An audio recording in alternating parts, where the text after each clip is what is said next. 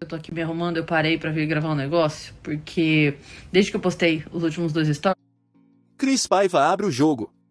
O que realmente aconteceu entre Danilo Gentili, Juliano Oliveira e Otávio Mesquita? Em um desabafo inesperado, Cris revela bastidores inéditos e declara: "Eu não precisava de provas, eu conheço Danilo há quase 20 anos." Mas o que motivou essa fala? E por que tantos começaram a questionar o posicionamento dela? Prepare-se para ver um lado que poucos conhecem, e entender por que essa história está dando o que falar.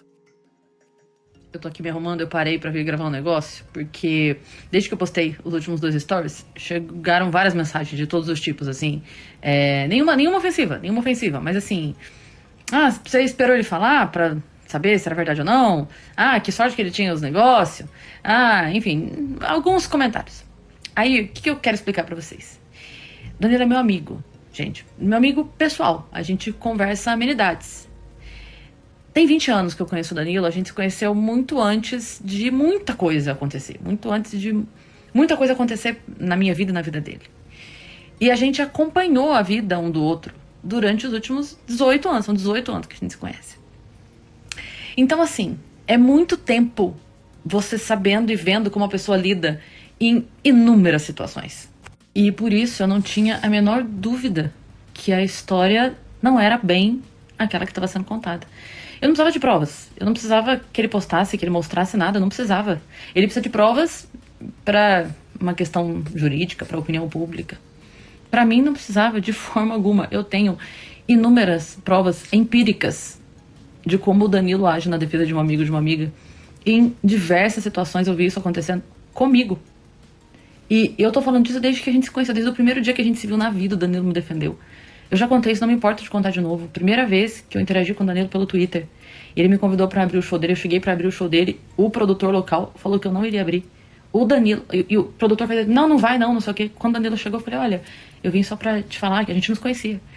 Eu vim só pra te dar oi mesmo, o cara falou que não vai. Ele, como assim que não vai? Ele chamou o cara, aí o cara chegou, ele falou, o que você falou pra ela que ela não vai abrir o show? Aí o cara, não, porque o Danilo falou, não, mas ela vai abrir o show. Ela veio pra abrir o meu show, ela vai abrir o meu show. Ele não precisava, entendeu? Ele podia ter virado pra mim e falado, que pena, então numa próxima. E estaria tudo bem, mas ele não deixou pra lá. Entende? A gente não era amigo, a gente era conhecido de Twitter na época. Numa outra vez que eu fui abrir o show dele, aí a gente tinha se conhecido pessoalmente já, mas, de novo, ainda não éramos amicíssimos. A gente só se conhecia. Cheguei pra abrir o show dele uma outra vez, e aí eu abri o show, no final do show, veio uma jornalista no final, e aí começou a perguntar pra ele, o que você acha de Mulher na Comédia? Você acha legal Mulher na Comédia? Aí ele falou, você tava aí no show? Ela falou, tava. Ele falou, você viu que ela abriu meu show? Ela falou, vi. Ele falou, então por que você não aproveita e não entrevista ela? Já que você quer falar tanto de humor feminino, valoriza o humor feminino, tá aqui, ó. Coloca uma foto dela no seu jornal, valoriza, bota o nome dela na matéria. E quem era eu ali, sabe? Naquela época, a gente não era nem amigo pra dizer que ele defendeu o trabalho de uma amiga. Não, ele só fez porque é isso, ele faz isso. Essa é uma atitude normal dele, quem o conhece vai saber falar disso. É isso. Uma vez, no início, nos primeiros anos da comédia, eu fui fazer show em Campinas, tava voltando pra Sorocaba de madrugada, e tinha dado uma enchente em Sorocaba terrível, a entrada da cidade tava toda tomada por água, e aí eu tava tentando chegar em casa, e uma rua tinha aberto uma vala na rua, e aí o espelho d'água não me deixou ver, eu caí com um carro na vala, perdi o carro, enfim, tive que refazer o carro todo. E aí ele ficou sabendo, eu tava recém-chegada na comédia, conhecendo a galera ainda.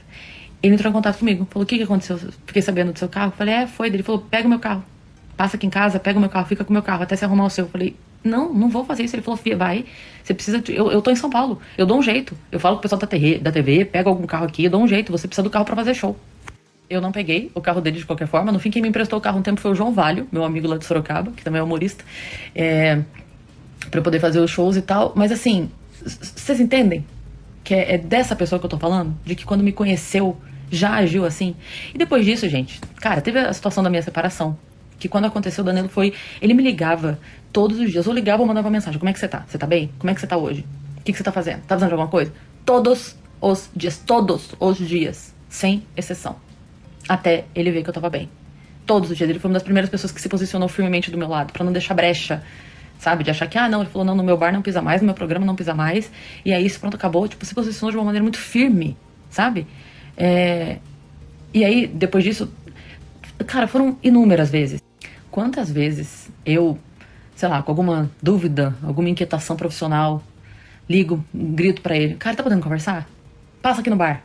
Vou aí no seu camarim. Vou, não sei aonde. Quantas vezes, cara? Quando a gente foi criar o Vênus, a gente foi fazer uma lista de nomes, né? E aí o Vênus foi uma ideia minha, o nome Vênus. Quando eu fui fazer a lista das minhas sugestões, eu fui conversar com ele. Foi uma das pessoas que eu chamei. Falei, cara, me ajuda a pensar uns nomes aí. Aí ele para o que ele tá fazendo. Vai falar, entende? Um cara que tem programa, show, tava gravando filme na época, fazendo o livro dele, lançando quadrinhos. Para, porque é a doida da Cris Paiva, que é a ideia de nome. Entende? É esse cara que dá atenção, que dá ouvido, que para, que presta atenção, que valoriza até as nossas bobagens. Eu fui no programa dele tem 20 dias, uns 20 dias mais ou menos. Aí eu gravei o programa dele, que eu fui pra divulgar o lançamento do Melhor Versão. E ele, como sempre, muito atento, muito generoso, falou, vamos lá, pra você divulgar. Beleza. Aí eu fui e gravei. Dia seguinte, cara, muito obrigada pela oportunidade. Valeu pelo espaço e tal. E aí, tava falando com meu amigo, com quem eu falo tudo. Falei, nossa, eu fiquei tão incomodada com a maquiagem, cara. Eu achei que ficou muito marcado. Achei que, sei lá, ficou estranho. Eu não gostei disso aqui. Aí ele, sério, mas eu tava ali na tua frente. Eu não tinha nada errado. Eu falei, não, acho que na TV não ficou legal, sei lá. Eu tava ali conversando com ele, tá? Ele percebeu que eu fiquei incomodada com o resultado da maquiagem. Pois ele ficou o dia inteiro, assim, assiste lá de novo, dá uma olhada. Tem ninguém no comentário falando nada. Por que você tá incomodada? Não, peraí, você ficou incomodada? Tem um aplicativo aqui, dá uma olhada, vê se você baixa o vídeo, bota esse efeito aqui, vai dar isso aqui. Ele ficou tentando resolver o meu incômodo com a maquiagem. Entende? Um homem extremamente ocupado ficou durante um dia inteiro ali, ó, ia, voltava, conversava comigo, mandava mensagem. Você assistiu? Você achou? Ficou muito ruim? Você gostou? Você, não sei o quê? Baixa o aplicativo, tenta fazer desse jeito. Aí você o quê? Aqui, ó.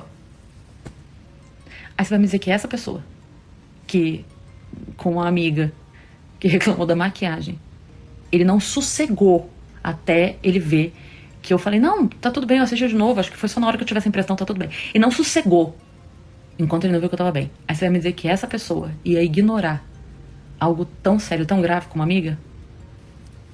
Você entende que não bate? Não bate. É por isso que pra mim não precisava de prova nenhuma. Porque pra mim não faria o menor sentido ele agir dessa forma, porque não seria ele. Não seria ele. Eu ia falar, realmente tava com febre interna. Se ele tivesse agido de outra forma, não era ele. Aí vocês podem falar assim, Cris, mas não podia ter acontecido? Ele não podia ter falhado, não podia ter errado, né? Porque as pessoas erram. Ele não podia ter se equivocado, não podia ter falhado na atitude nesse momento, não podia ter sido um momento em que ele não agiu como... Podia, é claro que podia. Todo mundo humano, ele podia ter errado, né? Ia ser muito estranho, porque é atitude condizente de uma vida, pra do nada ele agir de outra forma. Então a gente ia achar bem fora da casinha e os amigos iam mandar internar, porque tá lelé. Mas, né? Então todo mundo é inocente até que se prove o contrário. Mas é que, no caso do Danilo, ele é sempre culpado até que se prove inocente. Uma pessoa que está acostumada a viver apanhando de todos os lados, aprende, né, a se proteger. E graças a Deus ele estava bem protegido, porque ele está acostumado a precisar disso. Mas pra mim, realmente, não precisava. E, no fim das contas, o problema mesmo acaba ficando em segundo plano, né? Essa história, né, que é o que gerou mais mídia, não digo nada a ver, mas pouco tem a ver com o problema mesmo que temos ali nessa situação. Eu sofri assédio na infância. E eu sei que às vezes a gente demora pra entender, pra juntar ali lé com cré. Eu era criança também, demorei pra entender o que tinha acontecido comigo, mas eu sei que de qualquer forma fica uma dor, né? Fica um negócio ali que é difícil de digerir mesmo, a gente não sabe nem o que a gente quer fazer e tal, mas eu sou da opinião que a nossa dor tem que virar escudo, não arma. Você não resolve a sua dor causando outra dor. Você não resolve o seu problema causando outro problema, né? Há que você ter um pouco de responsabilidade também a respeito da vida das outras pessoas, né? No fim, todo mundo tem os seus problemas, né? Eu tenho, vocês têm, Danilo tem uma história de vida familiar dificílima. Quem não sabe, acha facilmente aí na internet. E eu vi uma coisa outro dia que eu achei tão maravilhosa, que falava assim, que o herói e o vilão, eles nascem do mesmo lugar, que é uma dor muito grande. Mas o vilão pensa, já que eu já sofri, eu vou fazer todo mundo sofrer. O herói pensa, já que eu sofri, eu vou tentar impedir que as outras pessoas sofram também.